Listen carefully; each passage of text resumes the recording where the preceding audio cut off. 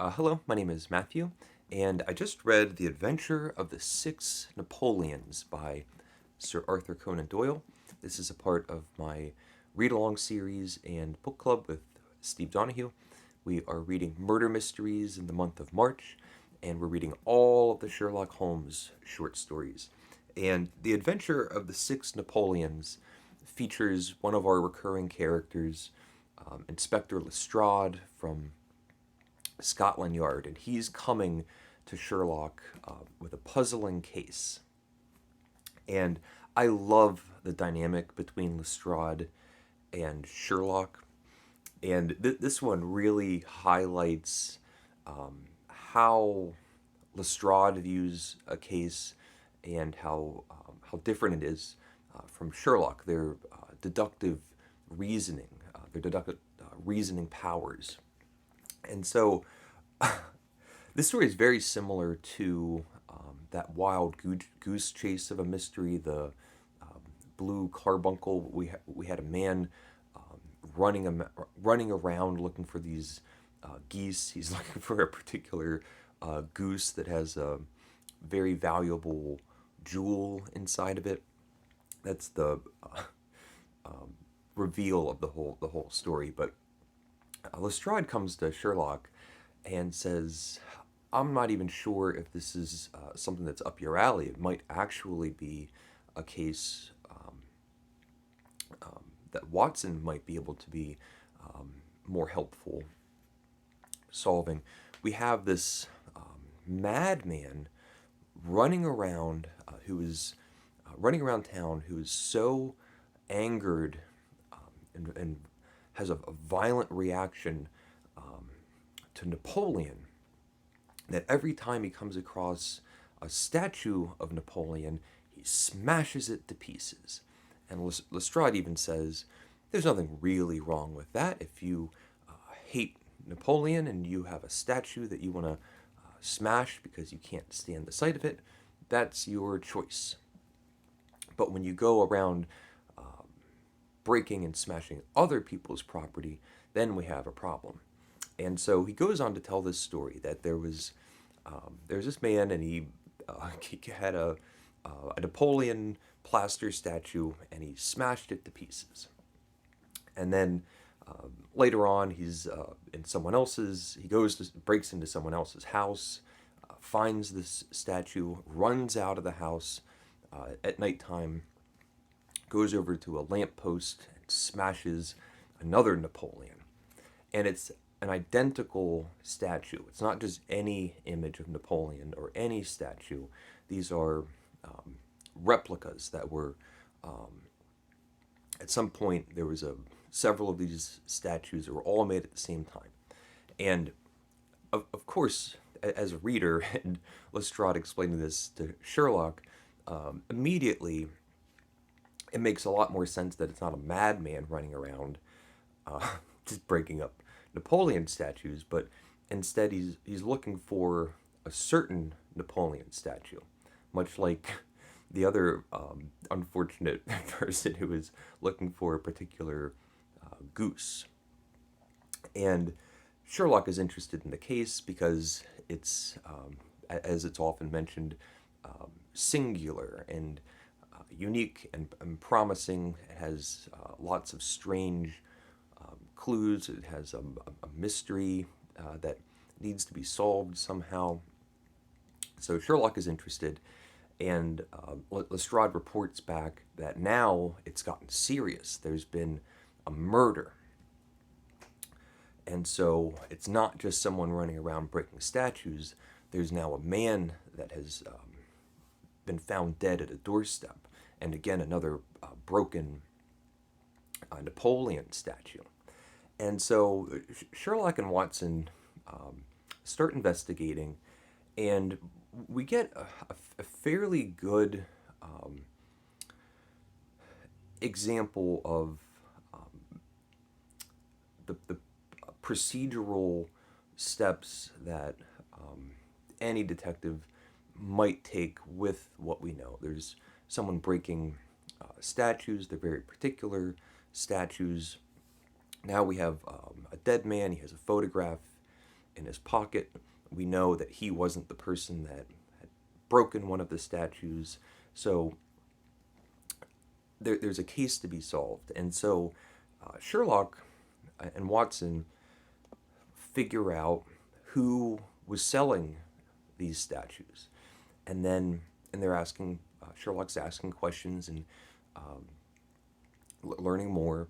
Then they figure out who was manufacturing these statues. And we learn that there was an Italian man and someone that had gotten, this certain Italian man had gotten arrested, and he was fired from the manufacturing plant, and that there were 6 total of these Napoleon statues. And Lestrade and Sherlock get back together, and Lestrade says that he's figured out the case. The whole thing is solved. They figured out who the person is. They haven't found him yet, but they've solved the murder. And Sherlock says, "Well, what about the statues?" And Lestrade is almost like remonstrating Sherlock and saying, "What are you bothering about with these statues for? We're investigating a murder, not this trivial minor crime of breaking up statues," and thinks that Sherlock's off beat. He's not focused on what's really important. And this is great because as a reader, we know not only is the statue the primary focus of the mystery, and it's going to be the thing that unlocks all of the mysterious events and also the crime, but it also, at the very beginning, is evident that these statues are going to contain something. So that there's something in the statue. And Lestrade doesn't know this. He thinks Sherlock is being silly or something. We know this, but we still want to know what it is. And we go back and forth. We have Sherlock setting up circumstances leading to this criminal who's going around breaking into another person's house, coming out with a statue, and then being apprehended. And we learned that there were 6 of these Napoleon statues, these ones in particular that had been targeted for this criminal to break into. Sherlock had contacted the person that had the last statue. Each one that's being broken, the criminal is not finding the thing that he's looking for. Sherlock is unsure at the tail end of these statue breakings whether or not the criminal had found it. Now he knows that he hasn't.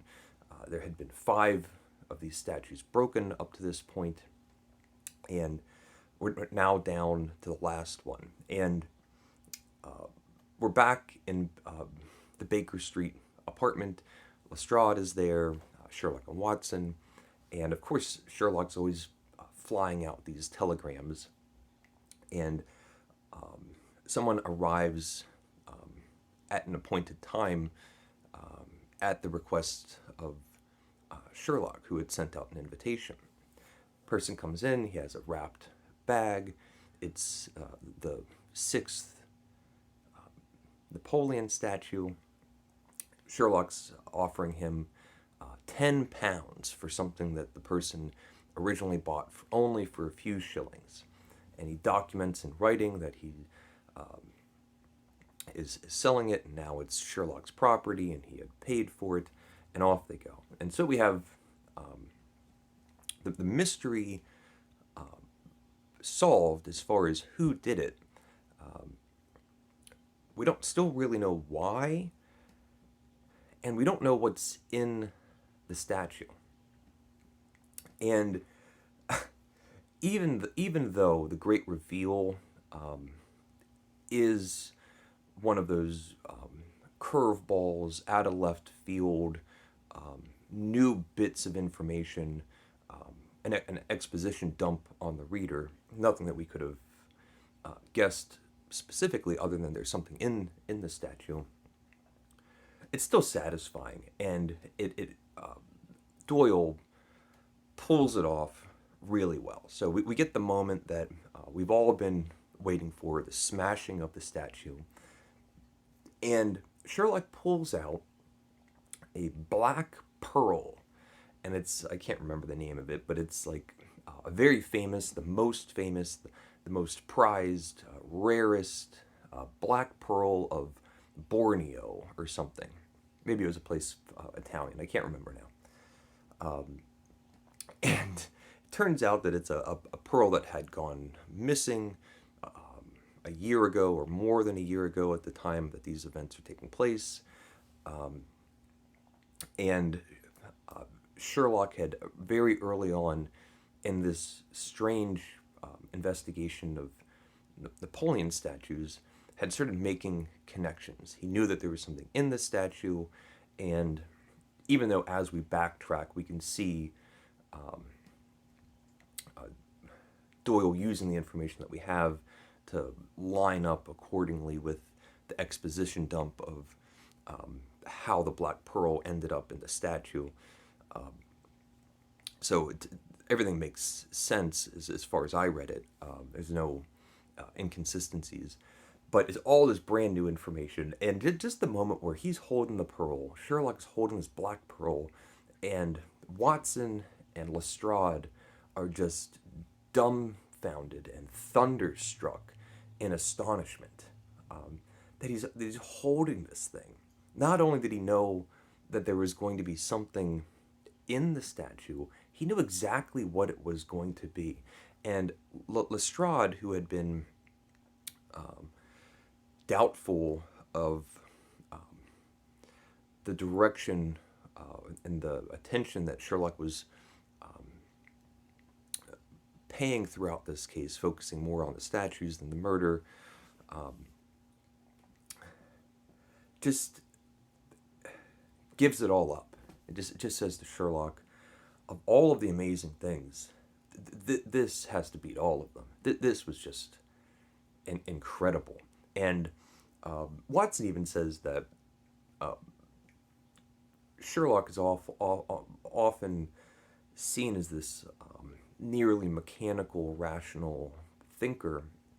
There is still, and cold, very logical and cold, there was still a beam of pride that you could see in the glow of his cheeks and the sparkle in his eye when he was standing there holding this pearl.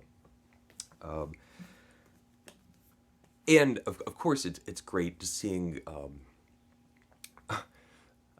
Lestrade just being totally off track the whole time. It starts with Lestrade coming in with this ridiculous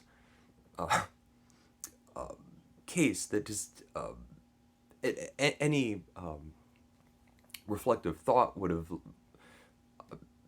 at least very quickly brought you to the conclusion that it's not a madman running around upset at the image of Napoleon. There's some other motivation. It gives you an idea of Lestrade, because not only does Sherlock know that, but the reader knows that immediately as well. It was a good tale. It's very reminiscent of the Blue Carbuncle. I would say this was a stronger short story, but they're both pretty good. So, The Adventure of the Six Napoleons by Sir Arthur Conan Doyle. Let me know if you've read it.